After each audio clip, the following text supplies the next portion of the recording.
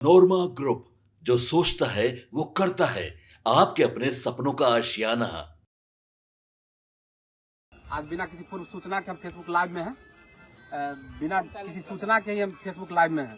तो आप सभी लोगों को जो जुड़ रहे हैं या आगे जुड़ेंगे, सभी लोगों का हार्दिक स्वागत है, हार्दिक धन्यवाद है। मैं कहूँगा थोड़ा पीछे चले जाइए, दूर से लीजिए। सभी लोगों का हार्दिक स्वागत है और हार्दिक अभिनंदन है जो लोग अभी जुड़ रहे हैं या बाद में जुड़ेंगे। लेकिन जो मुद्दा है, ये इस मुद्दे पर गंभीरता से विचार कीजिए। आप मेरे पीछे देख रहे होंगे, ये बलान है। कथित तौर पर ये बलान नदी है और बलान नदी हुआ करती थी, जिसे माननीय जल संसाधन मंत्री जो यहाँ के स्थानीय विधायक भी हैं, उनको उस नदी को उन्होंने नहर में तब्दील कर दिया है। और नहर की क्या दशा है और इसको नहर बनाने में उनकी क्या दिशा थी, इस बात पर हम एक गंभीर चर्चा करेंगे, गंभीर बहस करेंगे। और आप देख रहे हैं पीछे बलान है, जो अभी 2-4 दिन पहले अफरा तफरी में बीच मानसून में इसका काम किया गया था। आप जगह जगह देख रहे होंगे जो मिट्टी कट रहा है और जो मिट्टी निकाला गया था, ये सब आप देख रहे हैं। मैं चाहूंगा कि अपने छोटे भाई से इसको दिखाएं। ये सब देख रहे हैं, ये सब कट के मिट्टी में जा चुका है। बहरहाल हम आते हैं आज की क्लास पर और हम कहेंगे जरा कैमरा इधर कीजिए। और आज की जो क्लास है वो टॉपिक बहुत शानदार है। और मैं कहूंगा कि अपने छोटे भाई को कि कैमरा पर वही से दिखाएं कि बलान जमुआरी की हत्या। आप गौर से सुनिएगा, बलान जमुआरी की हत्या पर कुणाल की कक्षा में मंत्री जी की क्लास। निश्चित तौर पे अभी मंत्री जी नहीं है, मैं कहूंगा इधर दिखाएं, इधर दिखाइए। मंत्री जी हमारी कक्षा में नहीं है, कोई बात नहीं है। जहां मंत्री जी होंगे वो सुन लें, इसलिए हम माफ कीजिएगा सोशल मीडिया लाइव पर हैं। जहां भी हो इस कक्षा में मंत्री जी आप जरूर ज्वाइन कर लीजिएगा, ताकि आपके पास कुछ विजन हो जाए, आपके पास कुछ सोच हो जाए और आप बेहतर काम कर पाएं। और यही है बलान जमुआरी की हत्या पर कुणाल की कक्षा में मंत्री की क्लास। चलिए आइए करते हैं। मित्रों, आप जाकर देख लीजिएगा, ये गूगल पर देख लीजिएगा या कहीं भी पता कर लीजिएगा। बलान नदी की पूरी लंबाई 78 किलोमीटर है। बलान नदी की पूरी लंबाई 78 किलोमीटर है और औसतन चौड़ाई 200 मीटर है। ये बलान की का प्राकृतिक स्वरूप है, प्राकृतिक चरित्र है। लेकिन माननीय मंत्री ने हम लोगों के दबाव में उन्होंने जो ये बनाया नहर, वो मात्र 25 मीटर का है। तो आइए हम ये हिसाब लगाते हैं कि इस नदी की कुल लंबाई जो थी वो 78 किलोमीटर की लंबाई थी। और अगर 78 किलोमीटर जो लंबाई है उसको अगर मीटर में कन्वर्ट करते हैं तो 1000 से हम गुना करते हैं तो उसकी लंबाई हो गई 78,000 मीटर।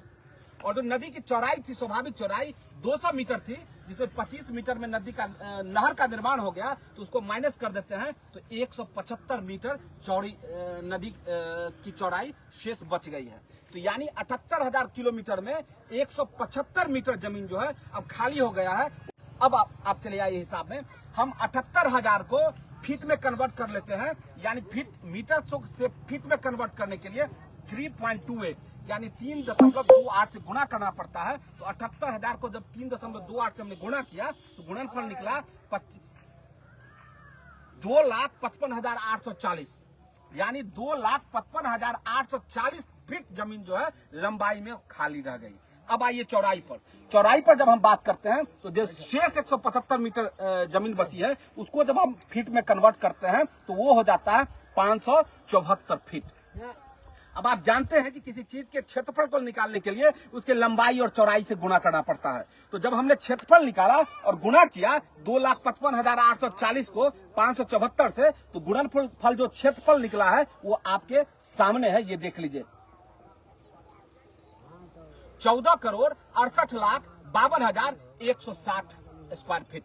फिर से मैं कहता हूं, 14,68,52,160 स्क्वायर फीट जमीन जो है बलान नदी की जमीन जो है बलान से बचा ली गई, बलान से खाली करवा दिया गया और वो जमीन अभी खाली है। और जब चूंकि ये सरैसा है, सरैसा परगना है, अगर इसमें हम कट्ठा में इसको कन्वर्ट करते हैं तो 1900 स्क्वायर फीट का कट्ठा होता है। हालांकि पटना में 1250 होता है, कहीं 1700 होता है, लेकिन ये सबसे मेरे ख्याल से बिहार में अधिकतम होगा ये। तो 1900 से हम भाग करते हैं तो टोटल 77,290 कट्ठा जमीन, 77,290 कट्ठा जमीन बलान की हत्या करके बलान से छीन ली गई है, बलान से चुरा ली गई है। और ये मंत्री जी के नेतृत्व में, मंत्री जी के संरक्षण में हुआ है और हमारे और आपके बीच, आपके समाज में हुआ है। ये नदी हमारी थी, ये नदी मंत्री जी की नहीं थी, ये नदी सरायरंजन वालों की थी, ये नदी विद्यापति नगर वालों की थी और उसके सामने उसके जमीन को चुरा लिया गया है। और ये छोटी जमीन नहीं है, 77,290 कट्ठा जमीन जो है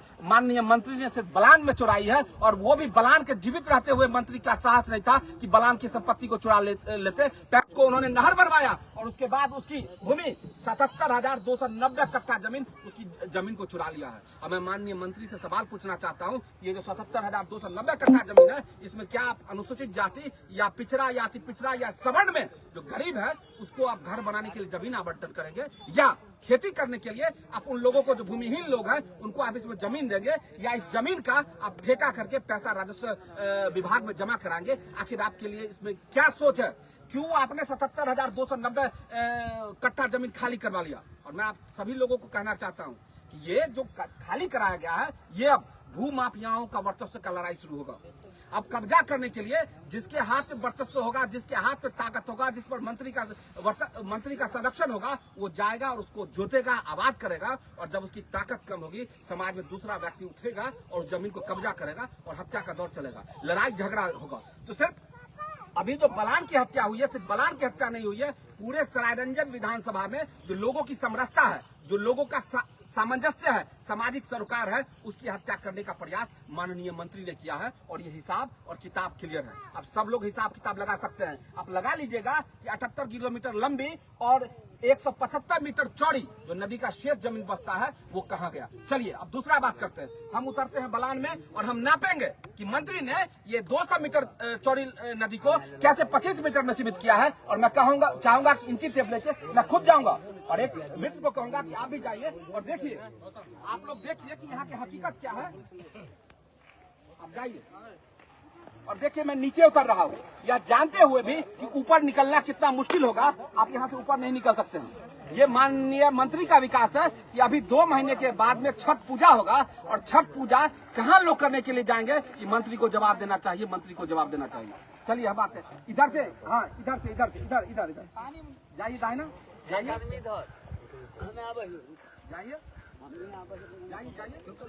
धीरे धीरे धीरे जाने दीजिए ना,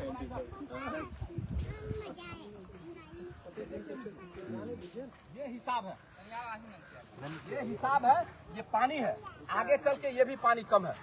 जो नदी 200 मीटर चौड़ी होनी चाहिए, जिस तरह से माननीय मंत्री ने 25 मीटर पर सीमित कर दिया है, ये माननीय मंत्री की हकीकत है। और जो शेष जमीन बचा है, उस जमीन को ये अपने लोगों के द्वारा कब्जा करवा रहे हैं। अगर नहीं कब्जा करवा रहे हैं तो कहिए कि जो भूमिहीन है, चाहे वो सवर्ण में हो या अनुसूचित जाति हो या पिछड़ा हो या पिछड़ा वर्ग हो, उसको जमीन इसमें से आवंटन वो करे। और नहीं तो वो बताए कि ये 200 मीटर चौड़ी नदी को 25 मीटर उन्होंने क्यों किया। अब बताइए कि मैं यहाँ हूँ, कोई बूढ़ा आदमी या कोई गिर जाए तो इसमें से कैसे निकलेगा? आप इस हिसाब को लगाइए, इसमें से कैसे निकलेगा। ये आपके मंत्री हैं जिन्होंने आपकी माँ, बलान नदी नहीं है, ये माँ है और आपकी संस्कृति का हिस्सा है, उसकी हत्या माननीय मंत्री विजय कुमार चौधरी ने अपने संरक्षण में किया है। उनके विभाग द्वारा ये करवाया गया है और लगातार करवाया जा रहा है। मैंने कहा देख लीजिए इसकी चौड़ाई कितनी है, आपके सामने स्पष्ट है। तो शेष जमीन का क्या होगा? कौन कब्जा करेगा शेष जमीन को? कौन उस पर आबाद होगा? कौन उसका आबाद करेगा? जय चौधरी का नाम कब्जा, और कौन करेगा? ये स्थिति जो है लगातार बनी हुई है और ये समस्या सिर्फ यहाँ नहीं है। मैं फिर कह रहा हूँ कि बलान नदी से लगता हुआ जितना थाना होगा मित्रों, उसका रिकॉर्ड देख लीजिएगा। 2 साल के बाद भूमि से संबंधित कितना विवाद बढ़ जाता है, कितनी लड़ाई और झगड़ा शुरू हो जाता है। ये यथार्थ है। और मैं कहना चाहता हूँ कि आप सरायरंजन की इस बात को सुनकर भी, इस बात को देखकर भी, अगर आपका खून नहीं खोलता है तो आपका खून नहीं है। आप जांच करा लीजिएगा, आपका खून ठंडा पड़ चुका है। अगर ये देखकर आपकी आंखों से आंसू नहीं आता है, आंखों से चिंगारी नहीं निकलता है, तो समझ लीजिए कि आपको अपने आंखों के इलाज करने की आवश्यकता है। क्योंकि ये स्थिति देखकर, ये त्रस्त स्थिति देखकर अगर आपको गुस्सा नहीं आता है, आपको हृदय, आपका खून नहीं खोलता है, तो वो नहीं है। मिर्जा गालिब की वो शेर याद आती है कि रगों में दौड़ने फिरने के हम नहीं है कायल, रगों में दौड़ने फिरने के हम नहीं है कायल, जब आंख ही से न टपका तो वो लहू क्या है। तो मित्रों मैं कहता हूँ कि सरायरंजन के तमाम लोगों से, अगर आपके लहू में रवानगी है तो आप इसका विरोध कीजिए। आप मंत्री से पूछिए कि किस तरह से 77,000 कट्टा जमीन आपका लूटा गया है। सरायरंजन के लोगों के 77,000 जमीन को लूटा गया है। इसके लिए पहले बलान की हत्या की गई है और बलान की हत्या करने के बाद इस जमीन को लूटा गया है। और फिर मैं कहता हूँ तमाम लोगों से, आप किसी पार्टी के हो, किसी धर्म नहीं खोल रहा है, अगर आपके आंखों से आंसू इस स्थिति के लिए नहीं आ रहा है तो निश्चित तौर पे आपका खून ठंडा पड़ चुका है और आपको इलाज की आवश्यकता है। अब वोट किसी को दीजिएगा, राजनीति किसी के साथ कीजिएगा, लेकिन ये बलान का हिसाब आपको मांगना चाहिए। माननीय मंत्री से मांगना चाहिए कि जब 15 साल से आप मंत्री थे तो आपके रहते हुए हमारी नदियां कैसे सूखी, और उनसे हिसाब लेना चाहिए कि जब आपने कुणाल के दबाव में, सरारंजन के बेटे के दबाव में आपने नदी को उड़ाही गाद निकालना चाहा तो फिर आपने नहर में क्यों कर दिया? ये सवाल है मित्रों। और मैं कहता हूँ कि आपके पास कोई और सवाल है तो आप पूछिए। मैं यहाँ स्थानीय कुछ युवक है, कुछ स्थानीय लोग जुड़े हैं, मैं उनसे भी आपको मुखातिब कराऊंगा, उनसे भी पूछूंगा कि वो उसके बारे में क्या कहते हैं। मैं देख लीजिए, मैं 40 साल का व्यक्ति हूँ, मैं स्वस्थ हूँ और मैं इस पर चढ़ूंगा मिट्टी में, मुझे पता है कि चढ़ना आसान नहीं होगा। एक कोई बूढ़ा व्यक्ति या कोई मवेशी अगर इसमें गिर जाए तो कैसे बाहर आएगा? क्या इसके लिए जवाब है? क्या इसके लिए समाधान है? अभी वो छठ होगा, उसमें हमारी माताएं कैसे इसमें आके इसमें छठी मैया को अर्घ देगी? क्या इसका कोई सोल्यूशन है उनके पास? क्या उन्होंने इसके लिए कोई उत्तर ढूंढा है? आइए, अब मैं स्थानीय लोगों से मिलूंगा, स्थानीय लोगों को मैं बुलाऊंगा और उनसे पूछूंगा भाई पहले बलान नदी कैसे हुआ करती थी और अभी कैसे है और क्यों ऐसे हुआ है। तमाम सवाल है। ये देखिए, ये करना और चढ़ना दोनों इसमें एक बहुत बड़ा वो खेल है। ये ऐसा नहीं है कि आप आसानी से चढ़ सकते हैं, उतर सकते हैं। और कोई बूढ़ा व्यक्ति जब होगा तो उसके साथ कैसा होगा आप इसको समझ सकते हैं, इसको देख सकते हैं। और ये सिर्फ बलान के बारे में नहीं है, मैं अभी बलान में हूँ जहाँ मंत्री जी की मैं क्लास लगा रहा हूँ, लेकिन सिर्फ बलान नहीं, आप जमवारी में चले जाइए, आप नून में चले जाइए, आप वाया में चले जाइए, आप बिहार की तमाम नदियों में चले जाइए, खास करके सरारंजन की नदियों में चले जाइए। अन्य नदियों के सूखने और बनने पर उतना दुख नहीं होता है। दुख तब होता है जब आपके घर में डॉक्टर हो और आपका इलाज नहीं हो। दुख तब होता है जब सरारंजन का माननीय विधायक मंत्री हो और तब उस क्षेत्र की ये स्थिति हो। ये डेटा है मित्रों, इस डेटा में अगर आपको लगता हो कि कोई भी गलत है तो आप हिसाब किताब कैलकुलेट कर लीजिए और मुझे भेजिए कि मेरा कैलकुलेशन गलत है, मैं उसको वापस लूंगा। और अगर सही है तो थोड़ा खून की रवानगी को बहने दीजिए, थोड़ा खून में फुर्ती लाइए, खून में जज्बा लाइए, जोश लाइए और बता दीजिए कि समाजवाद की धरती है और यहाँ इस तरह की राजनीति के लिए कोई स्पेस नहीं है। वो इसलिए कर रहे हैं कि वो यहाँ के नहीं है। अगर यहाँ रहते तो उनमें लाज होता, शर्म होता। वो यहाँ के हैं ही नहीं, आपसे उनको मिलना ही नहीं है। चुनाव है, वो आएंगे जाएंगे, लेकिन उसी बीच आपको याद करना पड़ेगा, जब कल को इतिहास लिखा जाएगा, उस इतिहास में लिखा जाएगा कि ये सरारंजन के बलान को हत्या करके उसके जमीन को चुराने वाले के पक्ष में कौन खड़ा था और चुराने वाले के विपक्ष में कौन खड़ा था। विपक्ष में अगर एक ही आदमी होगा, लेकिन इतिहास में उसी का नाम सुनहरे अक्षर में लिखा जाएगा। याद रखिएगा कि महाभारत में अभिमन्यु को की हत्या कर दी गई, लेकिन अभिमन्यु को जो सम्मान मिला शायद किसी और योद्धा को नहीं मिला। तो मैं फिर कहता हूँ कि आपको ये तय करना पड़ेगा कि आप किधर हैं, किस साइड हैं। सरारंजन की जमीन को, सरारंजन की नदियों की हत्या करने वाले के साइड में है या सरारंजन को बचाने का प्रयास करने वाले सरारंजन के बेटे के साथ में। चलिए, यहाँ कुछ लोग हैं, मैं उनसे पूछूंगा कि वो जो उड़ाही हुआ है इस संदर्भ में वो क्या सोचते हैं। डरने की जरूरत नहीं है, किसी पर बबलू एक्ट लागू होगा मैं उसको बचाऊंगा। सुनिए ना, बेफिक्र रहिएगा जी। पहले नाप जी, उस पर सारे इधर आइए, इधर आइए। बोलिए। नाप हो रहा था, वहाँ तो उस पर सारे थे। इधर आइए, इधर, यहाँ आइए। हाँ, यहाँ बोलेंगे हम। हाँ, नाप हो रहा था तो 3 लड़का यहाँ पर खड़ा था, कागज कलम लेके हम यहाँ उतर गए। कितना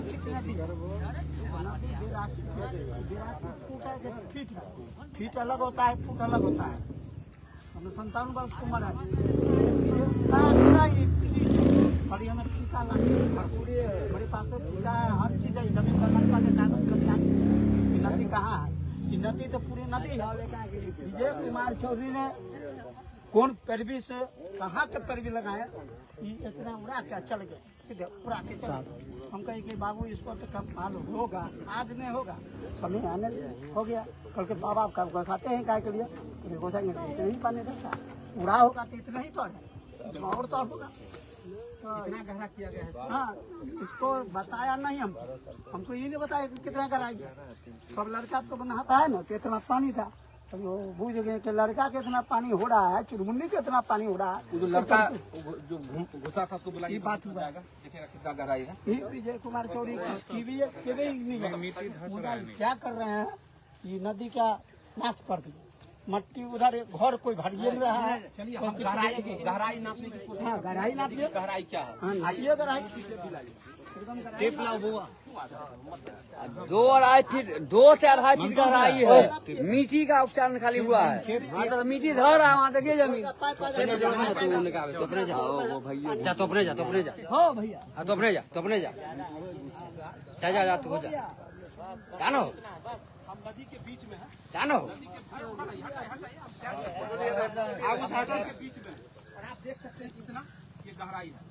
ये नदी की गहराई है जिसको नहर बनाया गया है, उड़ाई किया गया है। अब इसको हम नापेंगे कि आखिर कितना फीट है। जरा इंची टेप लाइएगा बाबू, अब इधर आइए, यहाँ खड़ा होइए, इंची टेप लाइए, यहाँ खड़ा होइए, लाइए यहाँ खड़ा होइए, यहाँ खड़ा होइए, गड्ढा में खड़ा होइए। अच्छा रुको ना हो। हाँ ये जो खड़ा कर भाई, अभी ये सलतर जमीन है, सरहद जमीन है, यहाँ खड़ा करो। ये मिट्टी है ना, हट जाइए। ये 2 फीट 10 इंच हाँ आइए इसकी इधर आइए। गहराई कहाँ रहे, इसकी गहराई जो है 2 फीट 10 इंच है। ये माननीय मंत्री का उड़ाहीकरण है, ये माननीय मंत्री का बलान को नहर बनाने की प्रक्रिया है और कवायद है, यही है। अब आप समझ सकते हैं मित्रों, आप जहां से देख रहे हैं, विश्व के जिस इलाके से देख रहे हैं, आप देखिए और माननीय मंत्री के लिए एक शब्द जरूर कहिए।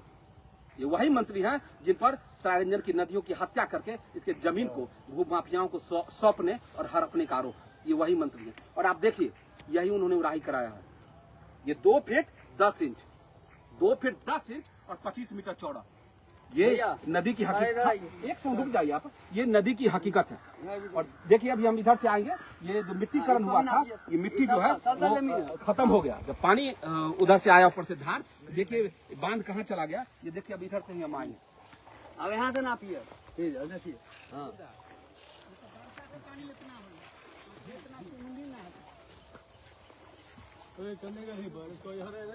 रंजित को ने बढ़ा दी, गड़ी और लाठी आइए तो मित्रों मैं यही कहता हूँ, यही मैं फैक्ट चेक करने के लिए आया था। इसके लिए मैं पिछले दिनों भी मैं लाइव हुआ था और इस बात को लेकर मैंने मुद्दा बनाया था, और मैं फिर अभी वही हूँ।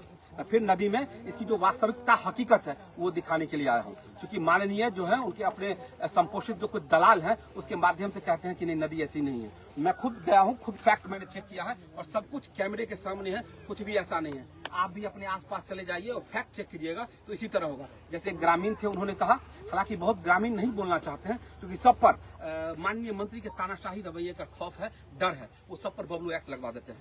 पूरे भारत में आईपीसी चलता है, भारतीय दंड संहिता, लेकिन बिहार में सरायरंजन में भारतीय दंड संहिता प्लस बबलू टैक्स प्लस बबलू एक्ट। ऐसे दर्जनों लोग हैं, एक लोग नहीं, मैं नाम कहना चाहता हूं। आप अख्तियारपुर के शंभू झा से पूछ लीजिए, बरहौना के अनिल झा से पूछ लीजिए, वीरेंद्र राय से पूछ लीजिए, चंद्रशेखर राय से पूछ लीजिए, विक्की गुप्ता से पूछ लीजिए, संजीव इनकलाबी से आप पूछ लीजिए, आप मोहम्मद एहसान से पूछ लीजिए। ये दर्जनों लिस्ट है, दर्जनों लोगों की लिस्ट है जिस पर गलत तरीके से केस करवाया गया माननीय मंत्री के द्वारा। क्यों? क्योंकि वो उनके खिलाफ न बोले।